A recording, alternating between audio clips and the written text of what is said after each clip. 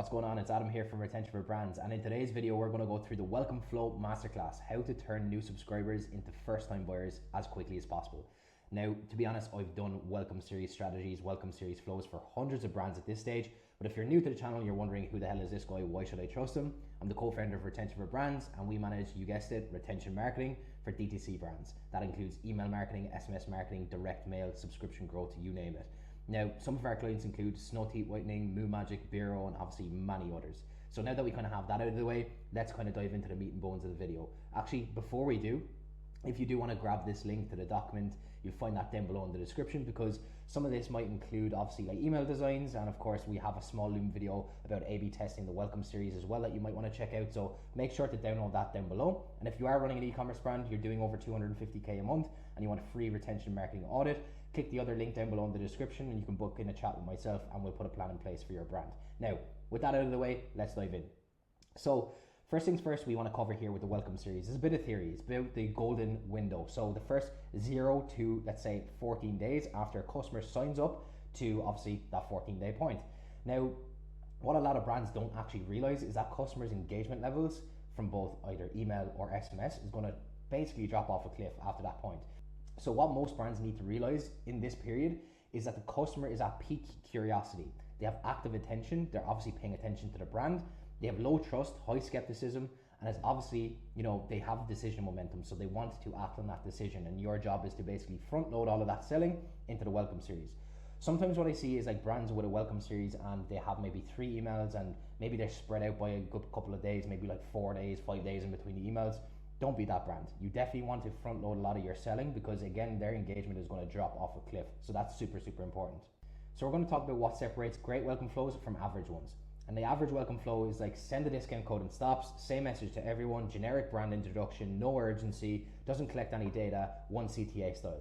The elite welcome flow has obviously 6 to 8 plus emails, and by the way, for some of our clients that we work with, we could have 10 plus, 15 plus, it just does depend on the brand. Obviously escalating value and social proof, specific objection crushing content, which is really important. Captures zero party data for personalization, that's more related to your pop-up form, but we can kind of talk about that in a second. Testing offer type, subject lines, and email content, that's super important. So now we're going to kind of get into the flow architecture, how you actually set this up. It does depend on what ESP you're using. Most brands are going to be using Klaviyo. So based off that, your primary trigger is when someone joins a list. So when someone subscribes to your email list through any opt-in source. Now, generally that's going to be when they join your master list, which is pretty simple. Now, the entry filters is you want to make sure that they've placed an order 0 times since starting this flow. That basically means that if they place an order, when they're going through the flow, they're going to be kicked out. The last thing you want to do is start reminding a customer about a discount code that they didn't use when they did use it. So that's really, really important. Now we're kind of getting into the structure, right? So let's just take a 7 email welcome sequence. And to be honest, when we come into most brands, this is generally a structure we'll follow. Of course, there's going to be some nuance depending on what kind of brand it is, but generally this content structure is going to work. So the conversion arc looks something like this. Email 1 is we deliver value, we give them the discount, that is the first impression. What a lot of brands get wrong here is they try to cover so much information in that first email, and it's just too much, it's too much to read. Realistically, most customers are just signing up because they want that offer. They don't really give a toss about anything else. So that's kind of important. For those that do though, and those that don't purchase on the first day, you'll want to follow up and build connections. So share the founder story. You'll want to showcase bestsellers and social proof. Why choose, your brand? What objections do they probably have? Push them towards a quiz. Try and find some of their preferences. Remind them about the code, and then have a final urgency push as well. So that's really, really important that you include the urgency mechanism as well, because generally you're going to see a bit of an uptick in your conversions later on in the flow when customers realize, damn, I only have like 24 hours left on this coupon code. So now we're going to get into kind of some examples. So with the welcome offer delivery, you have some like subject line angles here that you can use. Key content elements are going to be like delivering the promise, so making sure that that's like obvious in the first fold of the email. So you can see here with True Classic, they have their offer out in the hero section. To be honest, it actually could be a little bit higher. And they also have their code as well. Now, it seems like they're using some form of unique dynamic code. If you're using a static code, you might actually even be able to put that up on the image here, so it's even higher up the email. So it's super important that when they open that email, especially on mobile, the offer is super clear, they have their welcome code, they can go and place an order. You can even go a step further as well and make sure that when they do click through, that code is auto-applied through an auto-applicable link on the CTA. That's really important. You can easily do that by either using a Klaviyo unique code or else using a Shopify static code. So next we're going to go on to the founder story. So what this looks like is 12 to 24 hours after email 1, you're going to obviously introduce the founder, introduce the story behind the brand, and this actually builds connection. At the end of the day, people buy from people, so this is actually a really nice email to do in your welcome series, and to be honest, the conversions are pretty decent.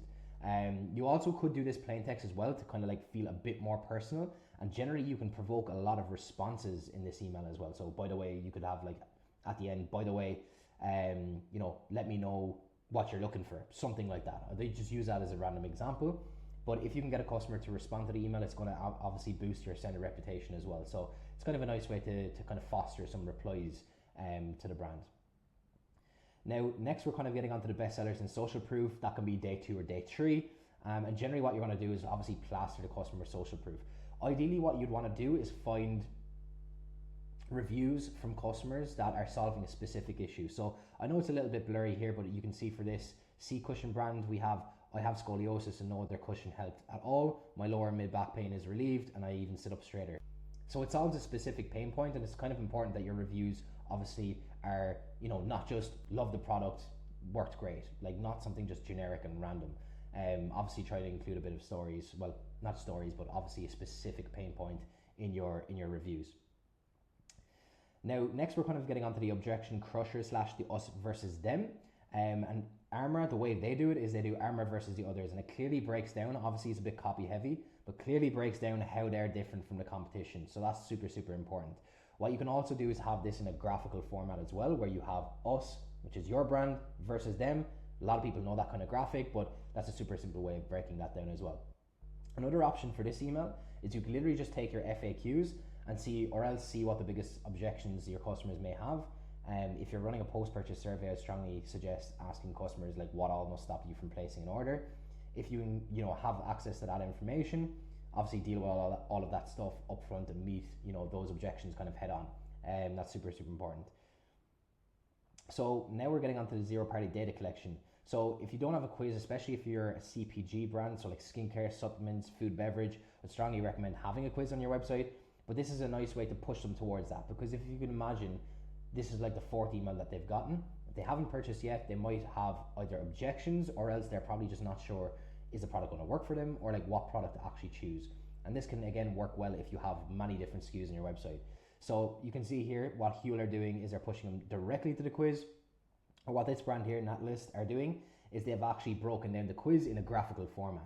So you can see here if you're planning here, if you're trying, if you're pregnant, postpartum, and there's different options there. So it makes it super, super clear what the customer can choose next, or first purchase, I guess.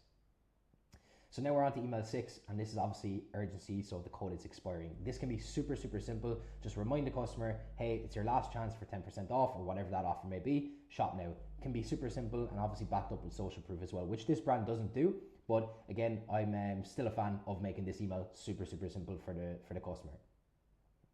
And then of course, email 7, you're onto your last chance. So this is where you're going to remind the customer, hey, you have like 24 hours to use this code or else it's expiring. And generally you're going to see a conversion uplift on your email 6 and email 7 when you reintroduce that code. So that's obviously worth having there.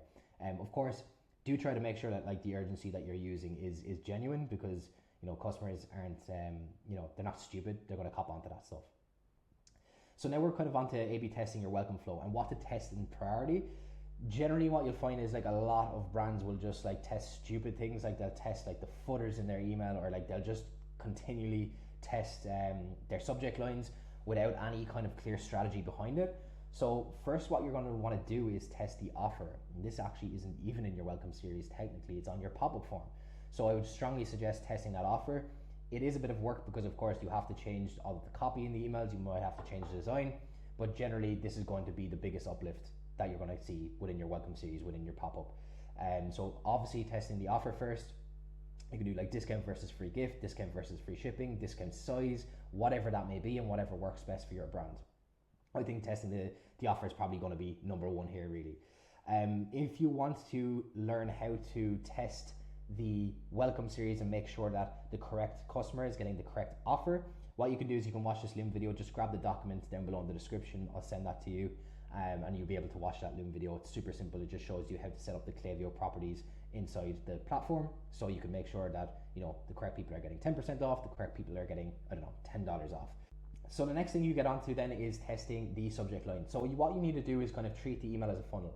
So as long as your offer is kind of dialed in and you're getting good lead flow, good like email signups from your pop-up form, and you're hitting maybe 10% plus on a sign-up rate on your pop-up form, the leads are coming through, you'll want to treat that email like a funnel. So the email subject line is going to get the open. Once they open, then the hero image, the offer, the design is going to get the click. So it's super important that like most of your testing will kind of be around the hero image if you're using design. If you're using plain text, that's fine. You can maybe perhaps test a bit of copy there, maybe long copy versus short copy. But generally most brands are going to have a design in their first email of the welcome series. So we'll test the subject line first. What I would do is probably test like short versus long subject lines, personalized versus not personalized, emoji with no emoji, and just keep it super simple. There's no point in like testing your subject lines if you have no system behind it. So always make sure that like you're testing long versus short, emoji versus no emoji. Maybe it's again their name versus no name. So yeah, that's super important that you actually have a system rather than just randomly testing subject lines. Then you can kind of get on to send timing. So like doing 1 day in between emails, doing 2 days in between emails. I wouldn't really go much beyond that, but you can, I guess, test 3 emails between each, but I probably would stay away from that. What we've actually found is that for some brands we've tested out sending the first email straight away, and then the second email might come, excuse me, maybe like 2 hours later or something like that. And the reason why we think that works well is because obviously, as I mentioned at the start of the video, the customer's attention is at its peak. So we're kind of compressing those messages into a shorter time frame. So would suggest testing that out for sure for your own brand. Then obviously you're getting on to testing design style. So you can obviously test different styles of hero image. Maybe that's a lifestyle shot versus a product shot. You can kind of come up with that yourself, but generally what you want to be doing, at least making sure, is you're testing one variable at a time, and at least you have some form of strategy behind it. Don't just randomly test designs, lifestyle image versus product shot, or else it could be just the general color of the email, whatever that may be, but just make sure that you're testing a key variable there. But obviously testing one thing at a time. And what I would suggest as well is leaving this run until you at least have 1,000 recipients per split. So the A variation has 1,000 recipients at least, and same with the B variation. Generally, you're not really going to see much statistical significance, below that. So that's kind of important. Okay, so now we're on to the welcome flow plus SMS coordination. And if you download this document down below in the description, you'll also get access to my SMS playbook. There'll be a lot of information in there, so I strongly recommend you check that out. But generally for the welcome flow, you'll want to make sure that your SMS is going out on day 0. And then realistically, you can reintroduce that later at day 5, day 5/6 for the code reminder and then the code last chance. Of course, you can absolutely have SMS going out here nearly every day or every second day. But again, you want to be cognizant of the credits that you're using if you're using Klaviyo, or the cost that's associated with SMS marketing as well. So what I normally say to brands and clients is try to leave email due to converting first, and then use SMS as like kind of a second chance to get that conversion, because obviously sending emails is way cheaper than sending an SMS. So that's kind of obviously important to know. In terms of like the biggest welcome flow mistakes that I see, what actually happens, and you'd be surprised, is some brands delay email 1. Definitely do not do that. Obviously, having no exit on purchase as well. You want to make sure when a customer makes a purchase that they're kicked out of that flow. You're not following up with them saying, hey, like use your discount code when they've already used a discount code. Leaving double opt-in turned on is obviously another big mistake that a lot of brands make. So I definitely wouldn't do that unless you're having like a serious deliverability issue, or else it's like a compliance thing. I definitely would not have that turned on. So how you can turn this off is you could just go to your master list.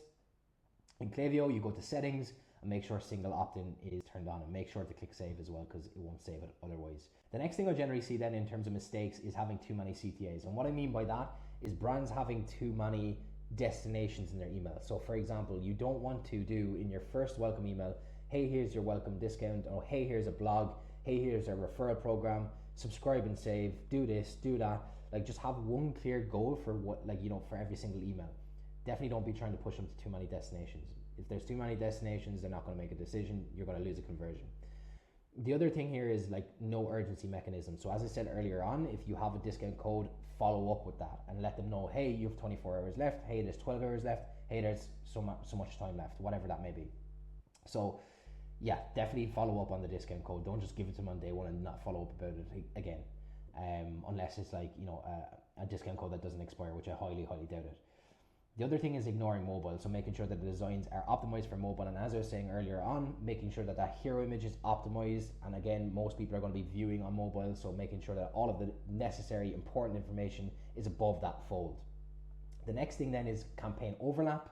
So what I would normally recommend is, if a customer is going through the welcome series, probably don't send them campaigns unless it's super important, because you don't want the customer to receive, let's say, a 10% welcome offer, then they get a founder story, and then it's like they get a campaign saying, hey, you have 60% off, and then it's like, it's just confusing messaging. So those flows, like your welcome flow in particular, and obviously your other flows, are set up for a very specific reason.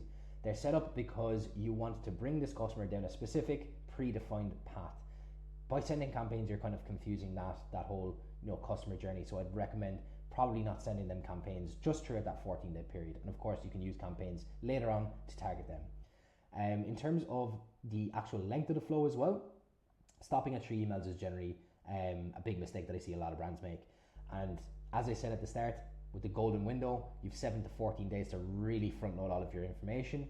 Based on all of my experience and based on when we see customers generally tend to become more disengaged via email, especially from the welcome series. So stopping at 3 emails, you're kind of cutting yourself a little bit short. So I definitely recommend nearly err on the side of volume when it comes to your welcome series, and try and front load that information into a shorter time horizon. So hopefully you enjoyed that video. Again, as I said at the start of the video as well, if you are an e-commerce brand doing over 250k a month, click the link down below in the description to book a free audit session personally with myself. And if that's not a fit, no worries, you can at least grab the document down below in the link in the description. And hope you enjoyed the video. I'll catch you in the next one, and see you soon.